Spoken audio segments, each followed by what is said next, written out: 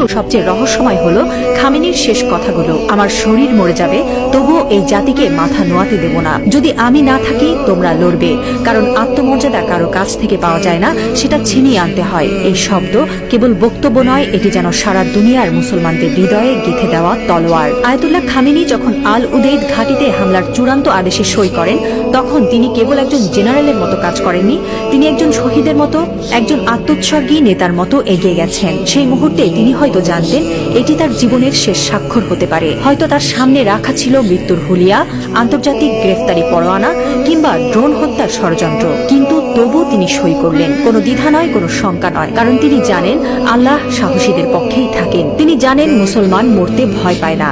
যারা আল্লাহর পক্ষে থাকেন তারা জানে মৃত্যু মানেই পরাজয় নয়, বরং আত্মত্যাগী বিজয়ের শুরু। এই একজন মানুষ এখন আর কেবল ইরানের নেতা নন, তিনি হয়ে উঠছেন সারা বিশ্বের মুসলিম উম্মার প্রতীক। একজন বিশ্বাসী, একজন অটল মুজাহিদ, একজন সাহসী পিতার মতো তিনি বলছেন, আমি থাকি বা না থাকি তোমরা লড়বে। হ্যাঁ মুসলিম উম্মাহ, তোমরা মাথা নিচু করো না। লা ইলাহা ইল্লাল্লাহ, আল্লাহ ছাড়া আর কোনো ইলাহ নেই।